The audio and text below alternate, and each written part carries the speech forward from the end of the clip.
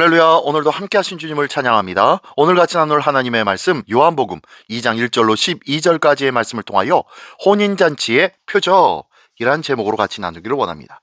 자, 오늘 본문에서 예수님은 물을 포도주로 바꾸어 위기에 처한 잔치의 기쁨을 회복시켜 주십니다.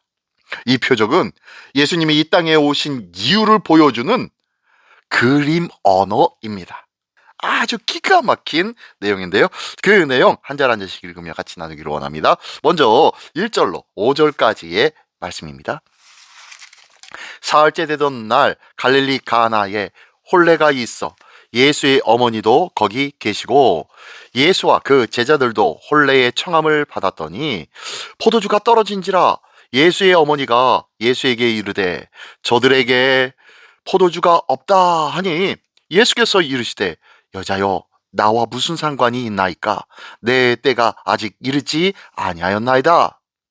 그의 어머니가 하인들에게 이르되 너희에게 무슨 말씀을 하시든지 그대로 하라 하니라.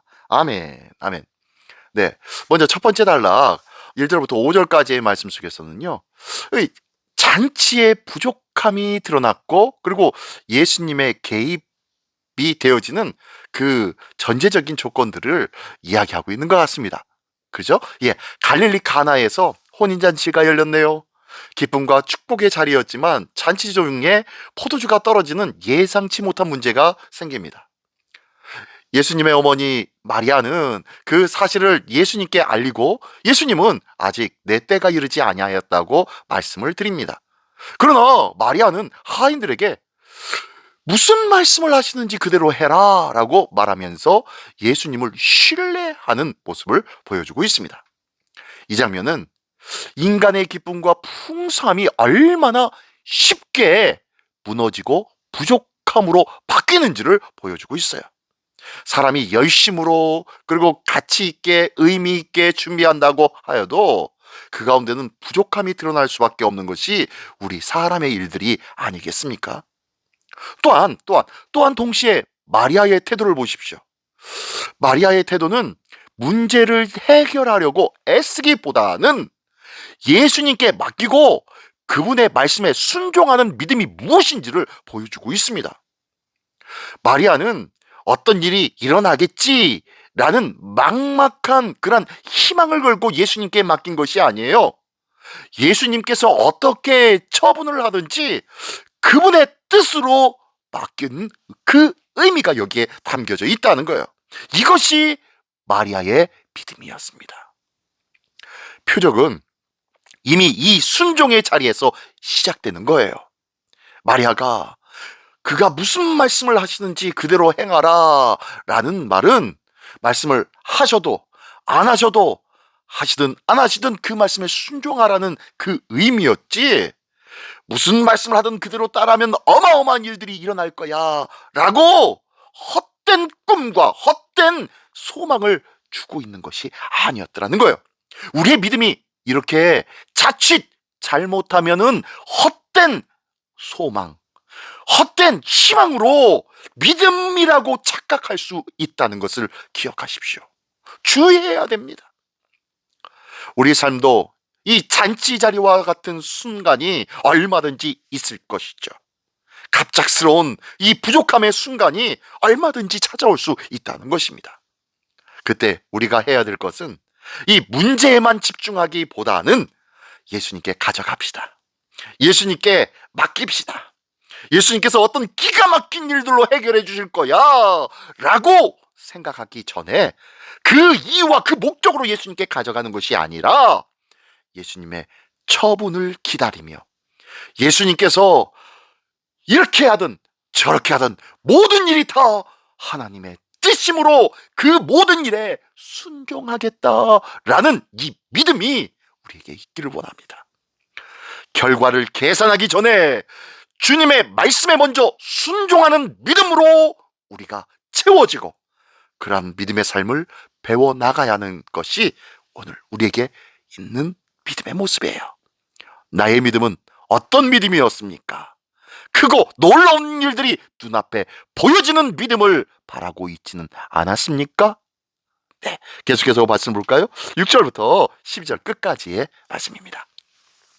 거기에 유대인의 정결 예식을 따라 두세 통 드는 돌 항아리 6이 놓였는지라. 예수께서 그들에게 이르시되 항아리에 물을 채우라 하신즉 아기까지 채우니 이제는 떠서 연회장에게 갖다 주라 하심에 갖다 주었더니 연회장은 물로 된 포도주를 맛보고도 어디서 났는지 알지 못하되 물 떠온 하인들은 알더라. 연회장이 신랑을 불러 말하되 사람마다 먼저 좋은 포도주를 내고 취한 후에 낮은 것을 내거늘 그대는 지금까지 좋은 포도주를 두었도다 하니라.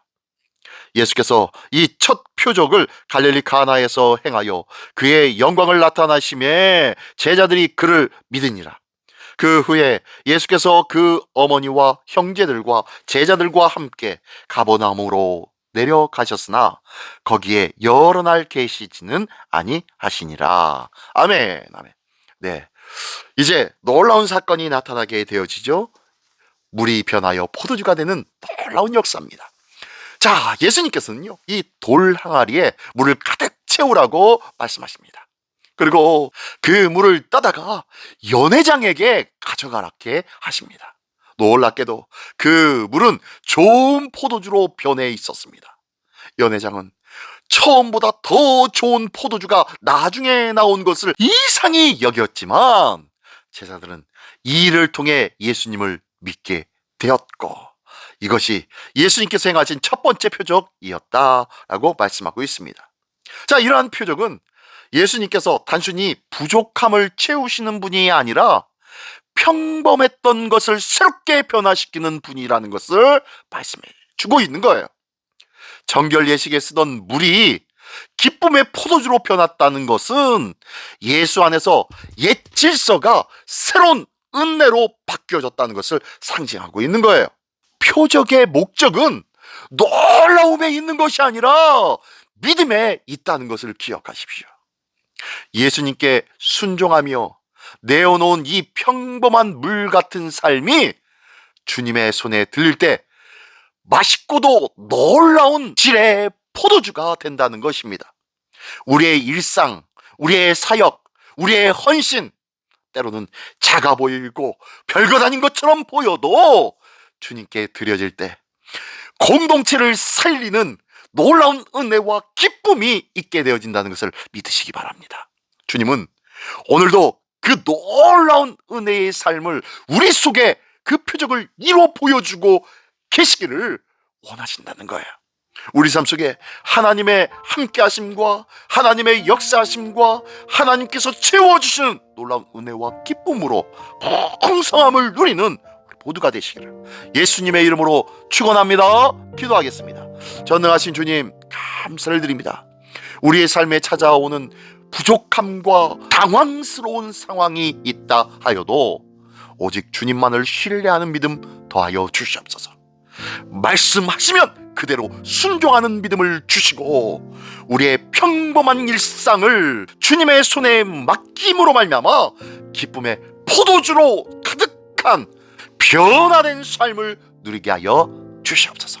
오늘도 우리에게 놀라운 기적과 표적으로 변화된 삶을 누리게 하여 주시는 우리 주 예수 그리스도의 이름으로 기도드리옵나이다. 아멘.